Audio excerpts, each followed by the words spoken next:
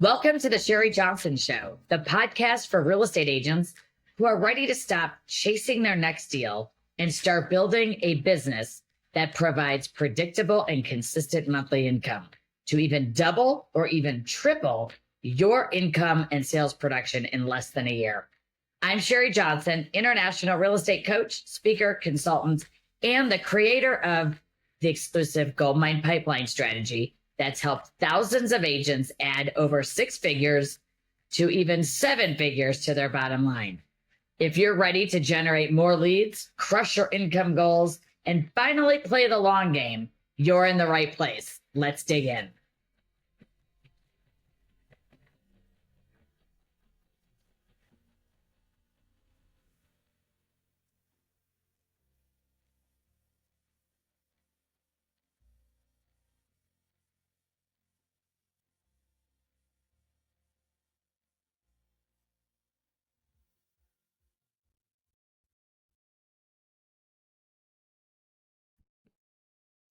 Well, hello there, and welcome back to the Sherri Johnson podcast show. I'm Sherri Johnson. This is an exciting day. We've got Michael Collier in the house. Hey, Michael, how are you? I'm fantastic. How are you? I'm great, thank you. And thanks for being here. Thanks for taking the time. And I think we just spent some time in New York together, got to know each other better. And I'm excited because I think you have a message that I really want my listeners and audience to hear, because it's one that is so real, so authentic. I've gotten to hear you talk a few times now, actually. I met you in Cabo, saw you again in New York. You are in Orlando, Florida, one of the best places on earth. I love it. You have a background working at Disney World. This is like, we want to hear about that. You have 2 amazing kids, your wife, your family, an EXP business that's thriving and growing, and you have a model of attraction. We're going to talk about a lot today. And then I also want to hear about, before we hang up, about your new upcoming podcast we'll tell everybody about as well. Michael, tell everyone just a little bit about how you got into real estate, what you did before. I know you had an unbelievable 12-year career at Disney, and I love hearing about Disney. It's one of my favorite places. So take us down that journey. It's the most magical place on earth. How could you not love it? Right? I didn't grow up a Disney kid. My wife did. My wife knew all of the Mouseketeers. She knew everybody in the Mickey Mouse Clubhouse. She knows all the songs. So she's all about it. I, on the other hand, did not grow up a Disney kid, but it was in college that I found out about the Disney College program, which is a 6-month internship that Disney allows you to do. And you can come down, you do this internship, and you get Disney on your resume, and then you can go back and, maybe get hired at some Fortune 100 company or whatever, and they can get blown away by the fact that you worked at Disney. And I thought that's what I was going to do. I'm originally from Atlanta, Georgia, born and raised. I came down here, and I thought it was going to be a 6-month internship, and here we are, 22 years later. My mom's still waiting for me to come back home. I just never left. So it got good to me. The college program was amazing. I got a chance to do a few things while I worked at Disney. So I was at Disney for 12 years. College program was only 6 months. Soon after the college program, they promoted me to a management intern. So I was working at Disney's Contemporary Resort, which is one of the deluxe resorts, the one where the monorail goes through it across from Magic Kingdom. I know. So I worked there as a resort, as a concierge manager. And it was from there that I auditioned to become a Walt Disney World Ambassador and got selected to be a Walt Disney World Ambassador. So that was really cool. For those of you guys who don't know what a Disney Ambassador is, a Disney Ambassador is kind of the spokesperson for Walt Disney World. And actually there's 2 that are selected every 2 years at each of the parks around the world, right? And this actually started with Walt Disney himself. He selected the very first Disney ambassador out at Disneyland. And this is a tradition, a heritage that he created and is still going to today. So all the way back in 2006, I was selected to be a Walt Disney World ambassador. 2 people only selected. 2 people. Out of hundreds or thousands even. Yeah, I mean, we had at the time we had 65,000 cast members working at Walt Disney World, and Wow, so what a fantastic. So what did you get to do? What an honor. you're But sort of a global spokesperson. So you represent the company to cast members, and you represent cast members in the community. And so whenever we are doing things like, if there's a new attraction that opens up, we're typically the ones that are there on behalf of the cast members, welcoming the media and doing things from stage. And then we might even introduce the president of Walt Disney World to the stage, or something like that. And some ambassadors get a chance to travel depending on what's going on. I didn't get a chance to travel much, but I did. I did get a chance to open Expedition Everest at Disney's Animal Kingdom Park, which was phenomenal. oh my Phenomenal. gosh. Yeah. So did I can't even, did your wife work there too? She didn't. She Okay. works there now. Okay. I knew there was a connection. Okay. Okay. She didn't work Yes. there then. Okay. So funny story. My wife and I actually met way before I ever came to Disney, to Orlando. We actually met in the 8th grade. So I met my wife in middle school. So now That you see is, why I'm a little nervous that my daughter just started middle school this year. You know what I'm saying? you guys met in Georgia, in Atlanta. In Atlanta, Wow. Where'd you grow up in 8th Atlanta? grade. Where about? Stone Mountain. Oh my Yeah. gosh. Yeah. That is awesome. Well, So we weren't middle school sweethearts, high school sweethearts, or anything like that. Life just kept us close together, and I stayed in touch with her as she moved to Chicago. I moved to Orlando, and I ended up after I was a Disney ambassador, I ended up working for Disney Vacation Club, selling Disney Vacation Club, so yes. Disney's version of timeshare, and Yep. I was selling Disney Vacation Club on board the Disney cruise ships. So I was traveling all over the world, selling timeshare on the ship, right? Single. Even That's better. awesome. I did the Disney Dream with my kids. Oh, good. Yes, you're probably there. That was amazing. That Yeah. trip. It was the first and only cruise I've been on, and we loved it. Yeah. 2016, I think it was, on the Dream, Castaway Cay. Yep. I actually took first place in my age group at the The race. Castle 5K. I did the 5K. You're smoking those folks out there who never ran before. You're like, get out of my way, lady.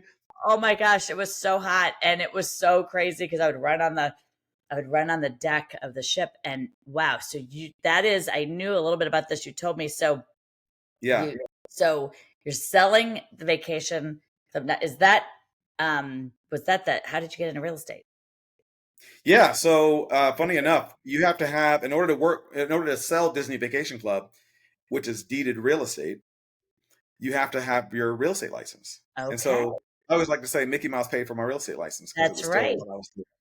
Took care of that while I was still there. And then I That's just parlayed that into, after I left Disney in 2016, I I started doing real estate investing. So I was flipping homes and selling them. I was doing some wholesaling. I was doing some hard money lending and all kinds of stuff. And it wasn't until 2019 that I began in general real estate, and that's when I came over to EXP and started yeah. my journey. Okay. 2019.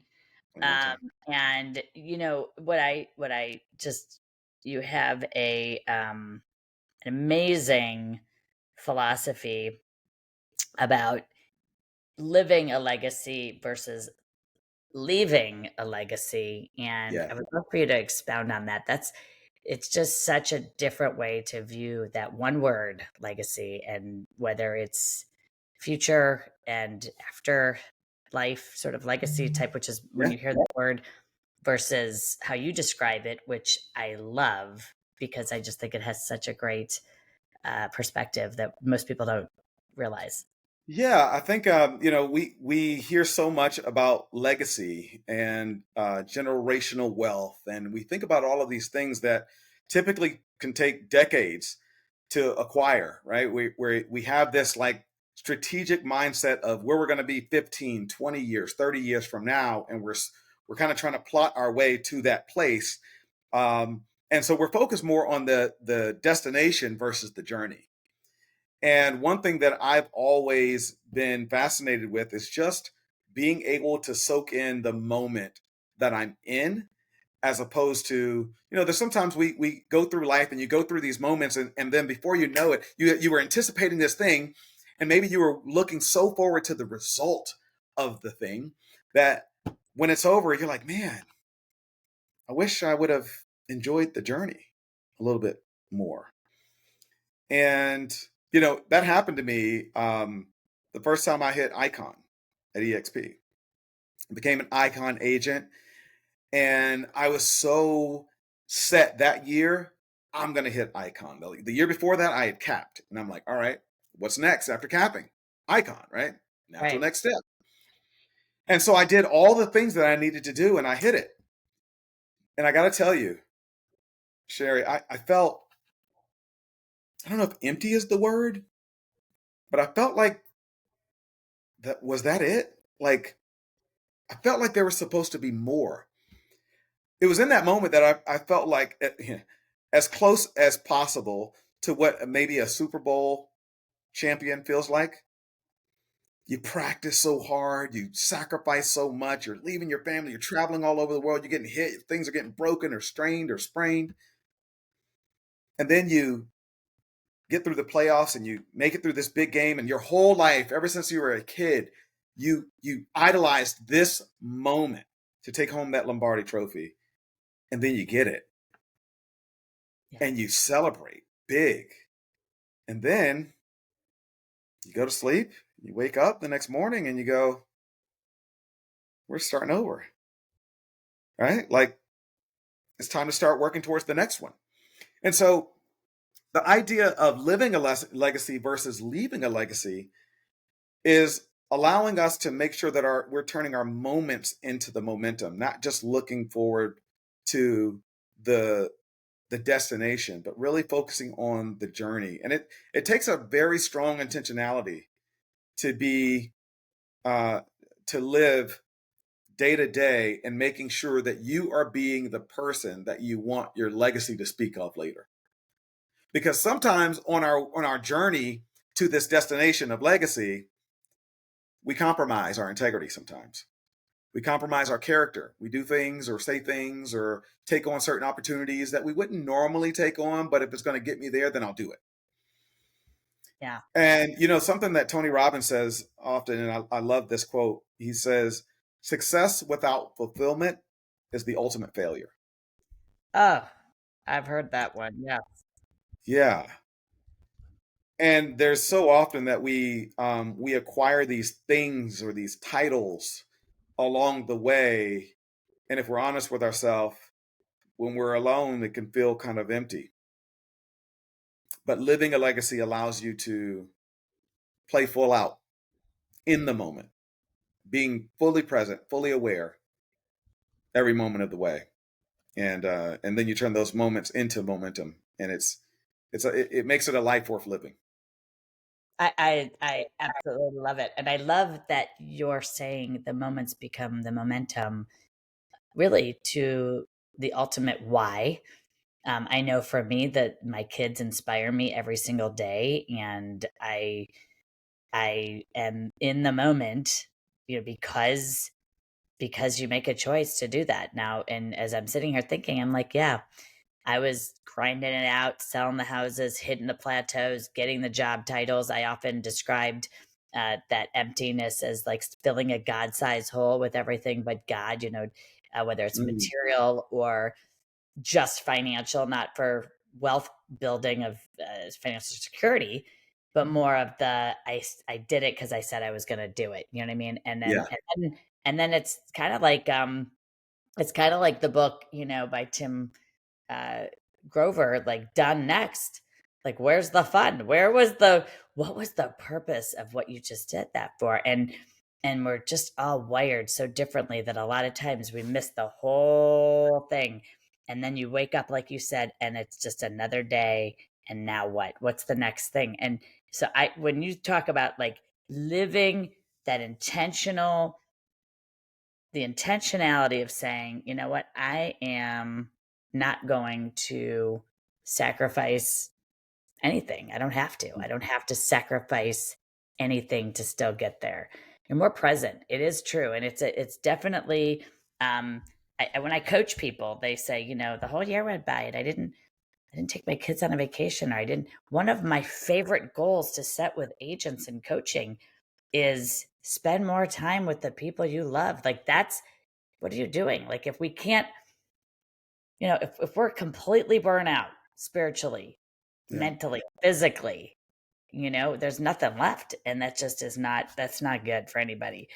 Living a legacy versus leaving a legacy. I know everybody's like hearing that, and just, I hope you're thinking about how you can make shifts in your life to live the legacy every day, in the moments, to turn that into momentum. That's my favorite part too, is the momentum feeling. Yeah. You know, I'm trying. That is something. I'll give you another example of how I'm doing that right now. I caught myself, and again, it's the intentionality. It's not being perfect.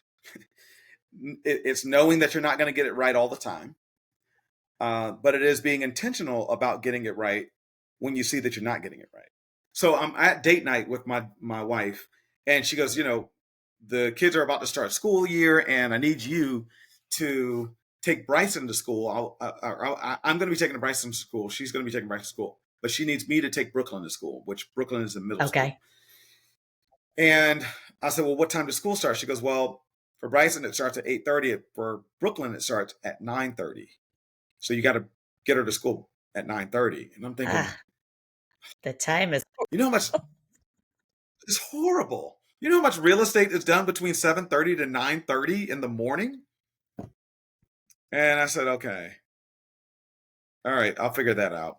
And in that instant, I felt convicted. I felt convicted because here I am thinking, I got to take her to school.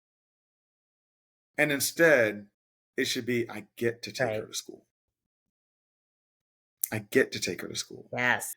I get to spend time with her every morning during some of the most pivotal years of her life as she's going through middle school, and all the stuff that comes along with middle school, especially for those of you guys who have girls out there. Okay. Yep. And so it changed for me, Sherri. And that was that moment where I was like, this is how I get to live the legacy. This is part of living the legacy and not being so much focused on leaving a legacy.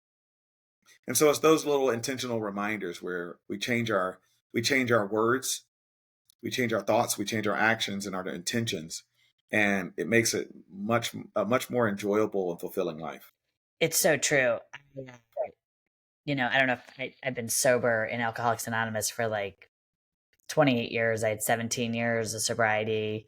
Love that. 2014, drank for like 2 months, and then I have 10 and a half years again now, continuous. But it is a get to, and every day is an opportunity to show that. And it is, first of all, it's a horrible time. I'm surprised any school starts that late, but that's the way it is. And you know what? Pretty soon, like, my kids are gonna be driving, they're gonna be in college. They're gonna be like, oh, I get to drive you to school every day during those days. And Yes. if you look at when people say I have to, or, we could catch them and say, hey, actually, like, a lot of people don't have that privilege. It is a moment to moment. You just hit it on the head.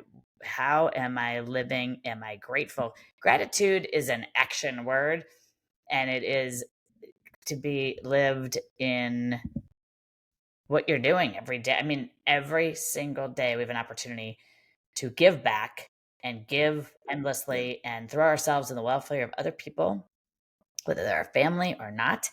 And you do that.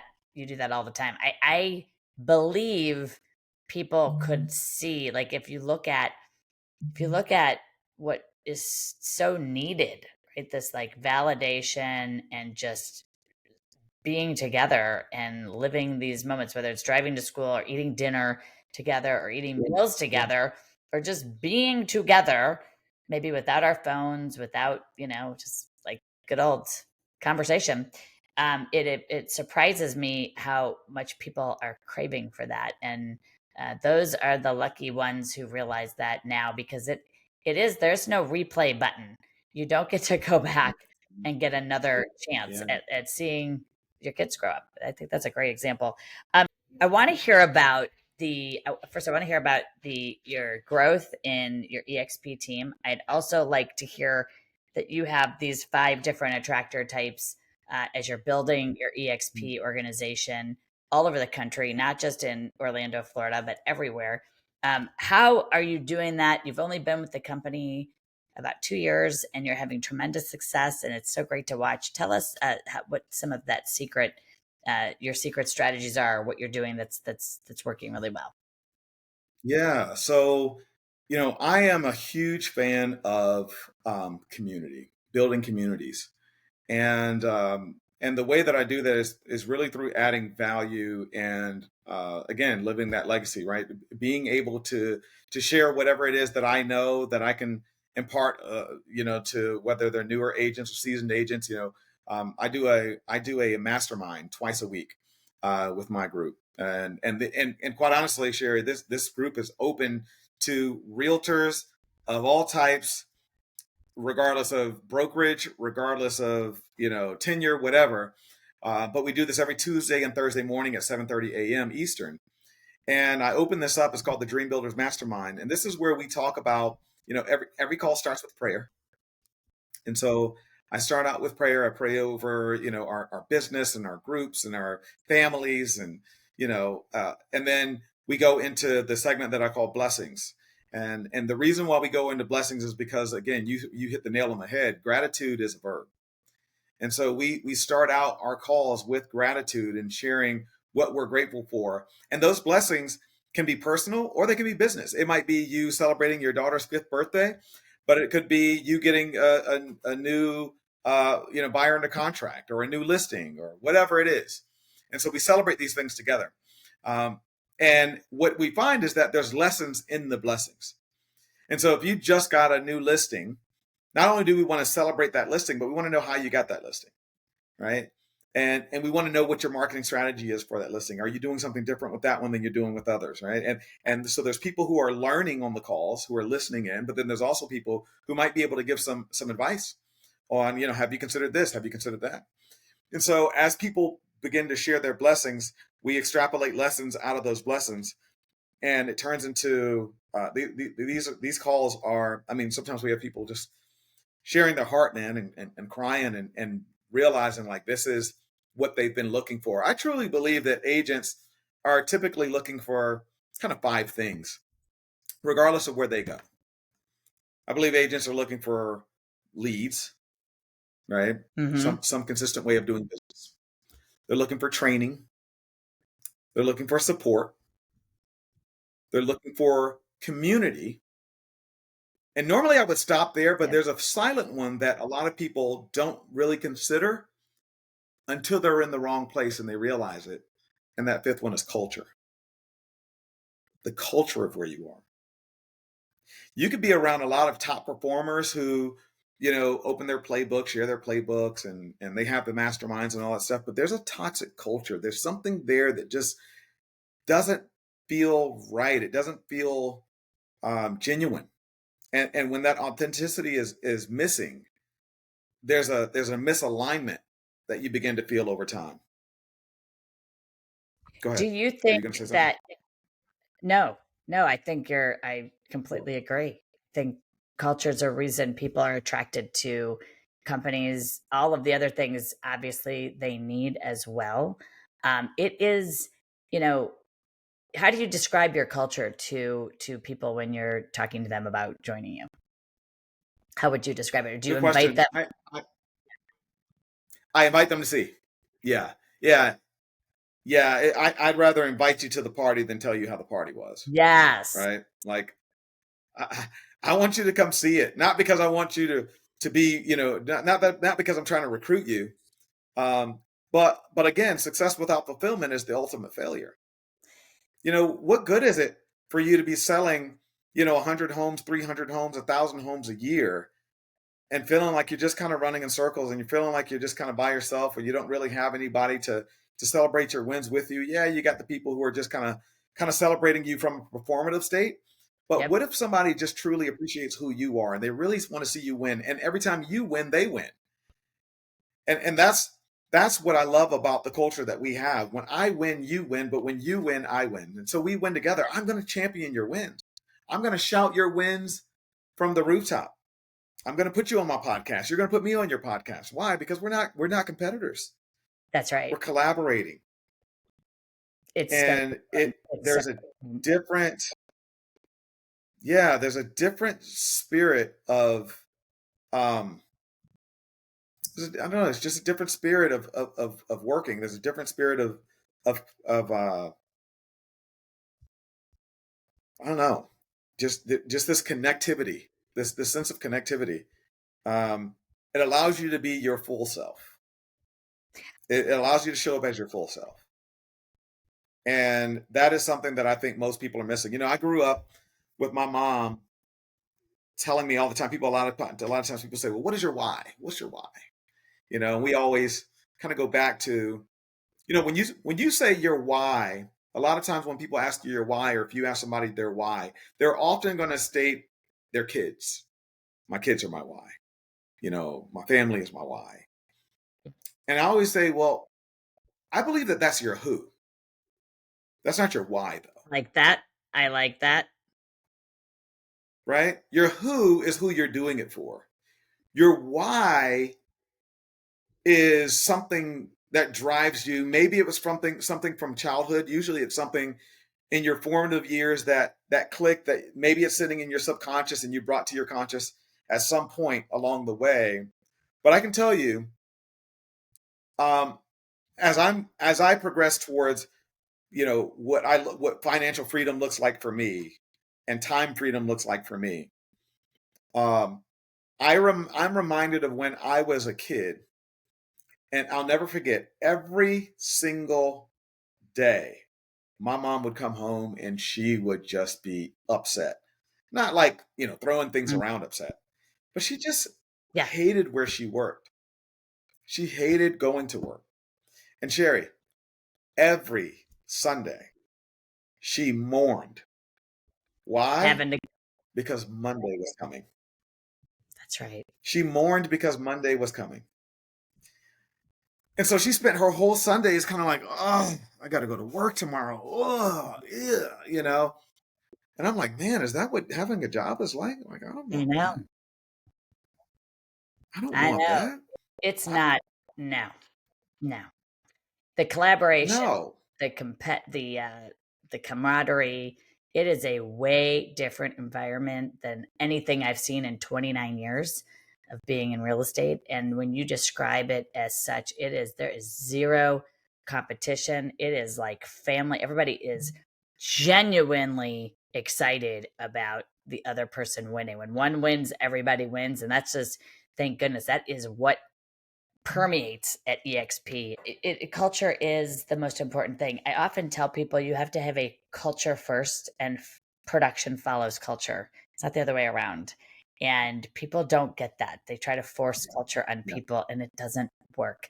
So when I tell you, after 29 years of being at Fabulous Models, I mean, I absolutely loved the company that I grew up in. I loved it so much. I became an executive there. I loved it. I loved every day. I loved it. And I loved it. And then I wanted to, do coaching and consulting. And then you look at these companies though. And now when I go to an EXP event, Michael, and I see there's the spirit of collaboration I've never seen before in 29 years. And it only exists here. It is like a unique thing that there's no competition, and there's a feeling of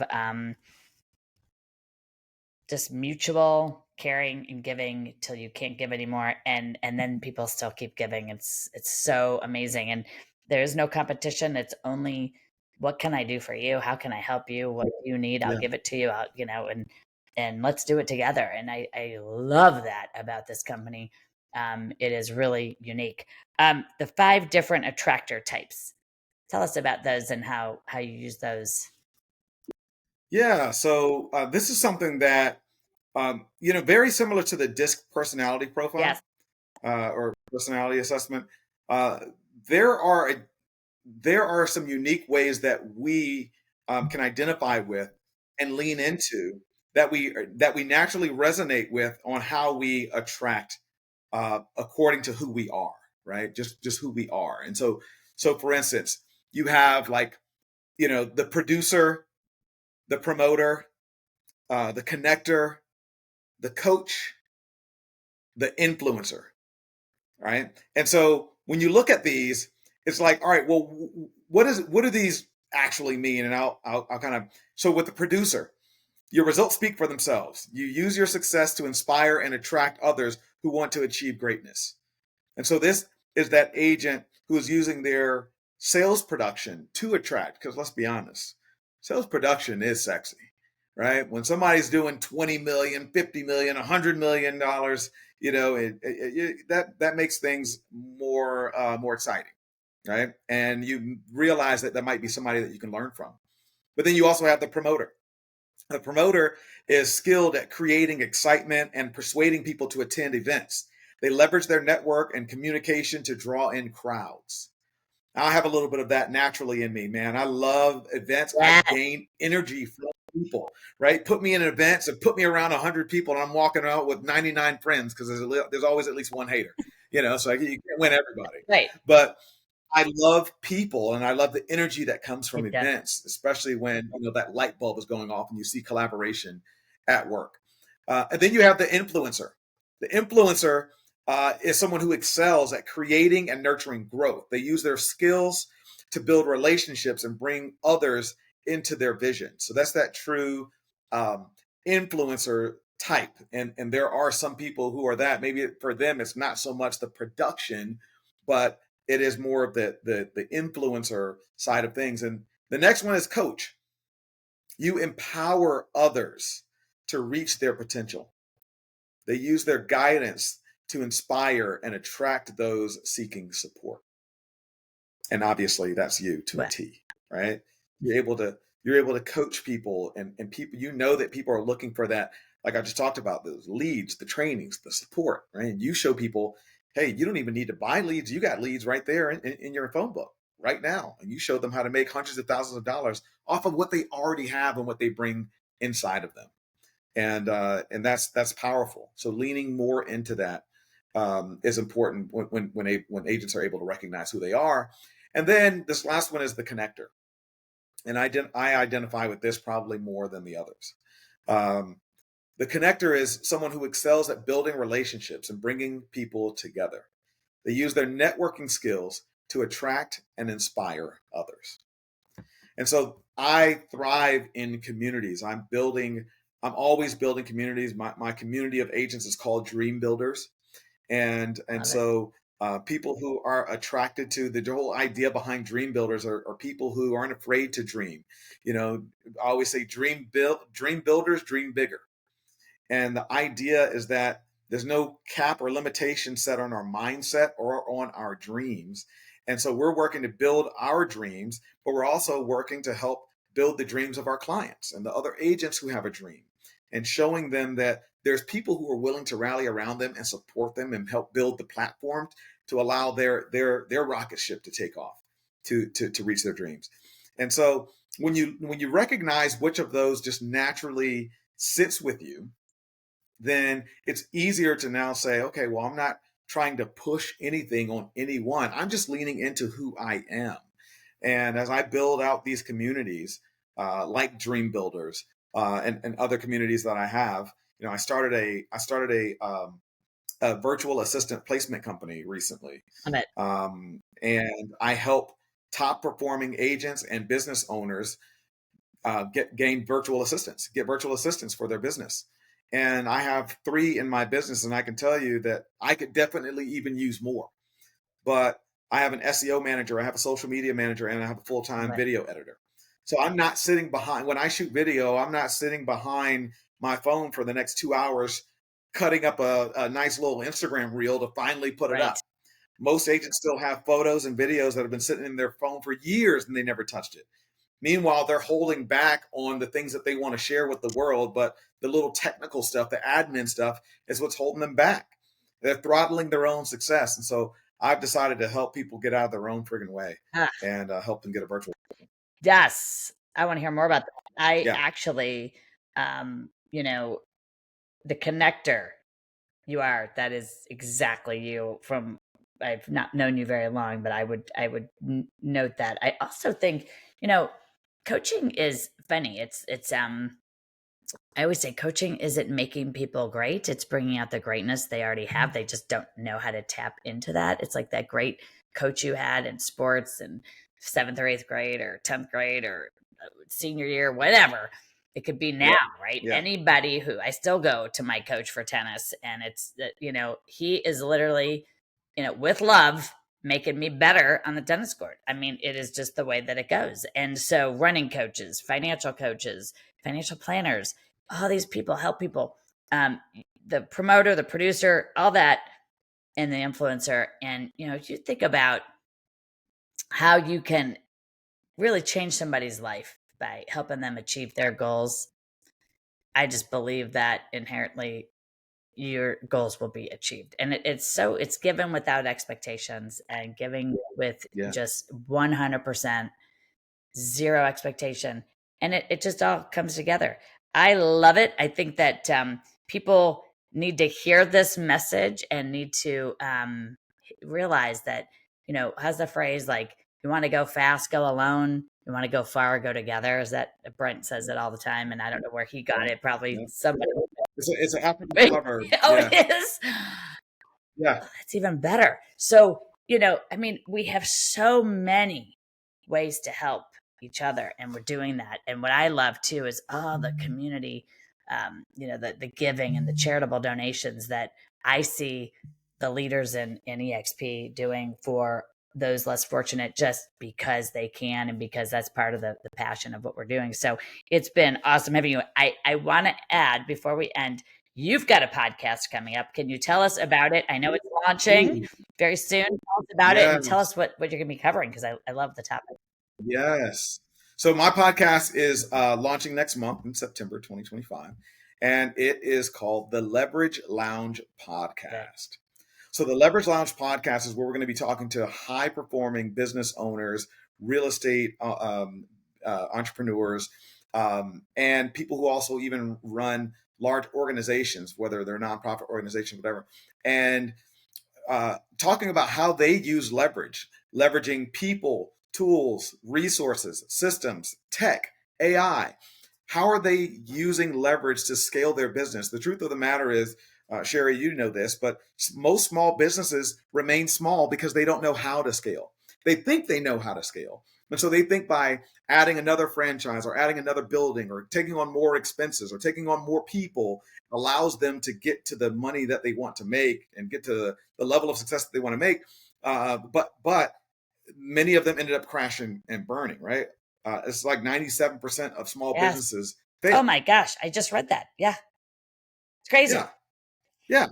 97%. Like, why is that? Why is that percentage so high when we know that America runs on small businesses? How is that even possible? Like, that doesn't sound Yeah. like it's equitable at all. And so but the equity lies in understanding what leverage and scaling looks like. And so when I'm talking to these business owners, I'm not going to just be talking about the success that they have, but I really want to get to the how. How did you begin leveraging? How did you begin scaling success? When you started with one, how did you get to five? One of the people that I'm going to have on is a business owner who actually owns 5 McDonald's franchises, right? And one of those franchises is inside of the Atlanta airport, right?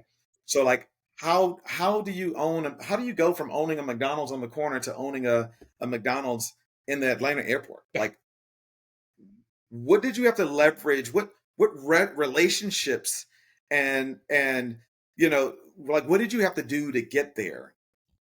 Because that allows us to dream a little bit more. Like, 'cause let's face it, man, people go through hard times and life is always lifing. That's right. And so when we're able to let people see that they're seen, I'm going to be learning through this podcast on how to scale a business, but I'm also going to be extracting information to give to my audience. And the truth of the matter is, the people that I have on, and I'm going to have you on there, Sherri Johnson. But the people that I have on this podcast, I also want to be avid listeners of the podcast. I want to bring so much value that it's a podcast that you want to listen to. Absolutely. Absolutely. And leverage is so amazing. People need to have examples of it. People need to, they took the risk to start a business. Let's help them get to that next level. What I know this is Tony Robbins, but what got you to here isn't going to get you to there. And so people, we get stuck. I've been stuck. I've had, moments of clarity where I'm just like, why did I thin myself out? And I didn't scale over here when I could have.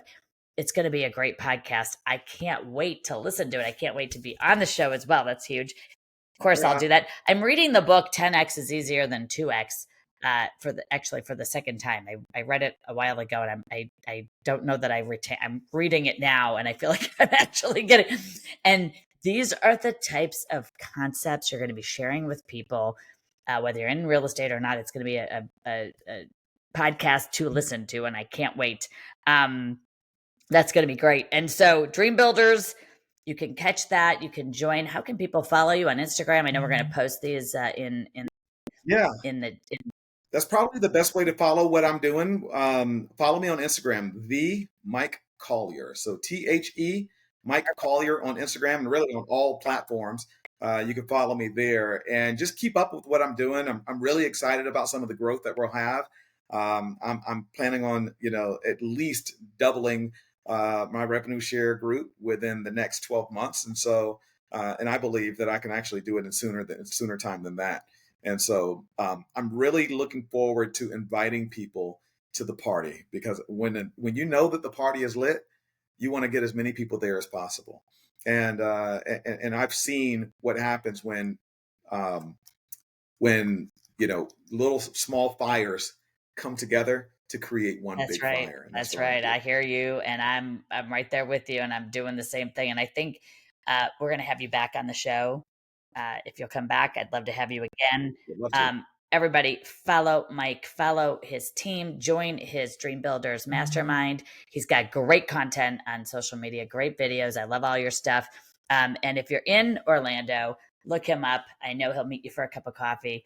He's kind of a guy. Right. And, one thing we didn't talk about was when I met you, you received the Rick Jiha Award, which, well, that is like the app. So there it is. And I will tell you that story, while I know we got to cut today, but I want to tell you that what a telling story of the man and person and human being you are, because that story is just one of my faves. And I know it had to do with a client that you helped and who was financially hardship. And, that's what it's about.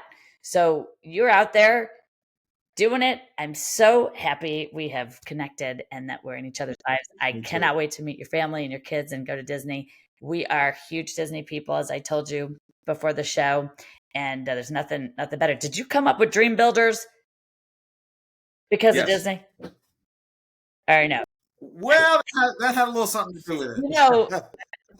Okay, because it's on brand. Well, right? I know, but I was like, I think there was a little bit of influence on that, just a little, maybe. I don't know, maybe not at all. But here's what I know: we're Catalyst, and I came up with Catalyst, powered by Sherri Johnson, because I want to be the catalyst for people's major shifts and major changes. So come back to the show. I'll be speaking with your team at a mastermind upcoming soon. Can't wait to have you on again. I can't wait to see you next month. Michael, thank you for everything, your friendship, your gifts, and what you're doing for our community and our industry. It's amazing. So thanks again. You're the best. And thank you for your platform. Thank you for your platform, and thank you for living the legacy as well. Thank you. And we're going to call that Living the Legacy on the Sherri Johnson podcast show. This is our second episode on my new podcast. I'm so excited you're episode 2. Hey, everybody, tune in next time. And we have a lineup of amazing guests coming to you again from Sherri Johnson Show, the podcast you're going to want to listen to and tune into. And we'll see y'all soon. Thanks. Bye-bye.